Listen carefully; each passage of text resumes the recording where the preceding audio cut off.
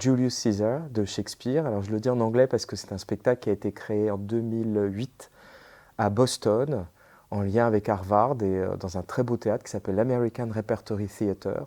Cette pièce que Shakespeare avait écrite pour l'ouverture de son théâtre, le Globe, est une pièce à la fois politique, poétique et métaphysique.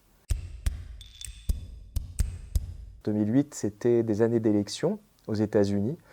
Et le spectacle s'est créé au moment des primaires qui allaient mener Barack Obama comme représentant des démocrates aux élections américaines.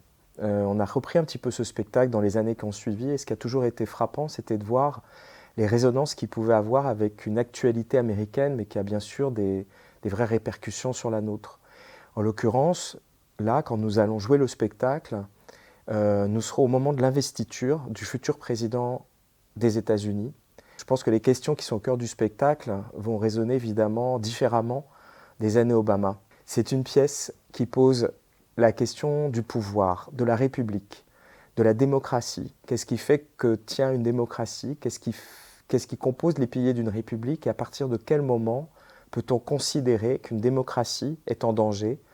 À partir de quel moment peut-on considérer qu'on est passé à un régime totalitaire, une autocratie? Que faire dans ce cas-là? Et la pièce tente de répondre à cette question qui évidemment trouve des résonances très fortes dans la période que nous traversons aujourd'hui. Par ailleurs, c'est une pièce sur le langage et comment le langage a cette capacité phénoménale de retourner le monde.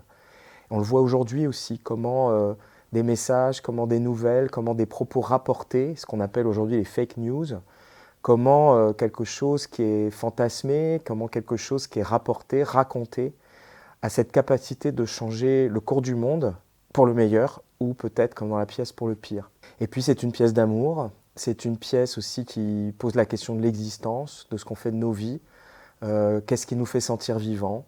C'est une pièce qui est comme un rêve éveillé et qui va préfigurer toutes les grandes pièces de Shakespeare, puisque c'est celle qu'il va écrire juste avant Hamlet. Bien sûr, c'est un spectacle que j'aime beaucoup avec une équipe que j'aime beaucoup, donc j'ai été très heureux d'avoir cette opportunité de le reprendre, en nouveau en tournée, et bien sûr de le reprendre avec la même équipe, parce que je trouve qu'il n'y a rien de plus beau que de voir des acteurs et des actrices vieillir avec un spectacle, qu'un spectacle c'est du spectacle vivant, et qu'il est fait à partir des gens qui l'ont créé, et qui en sont la mémoire, qui sont la mémoire de toutes les dates, mais aussi de leur propre vécu. Et il y a également un trio de jazz en live sur le plateau qui vient accompagner l'action.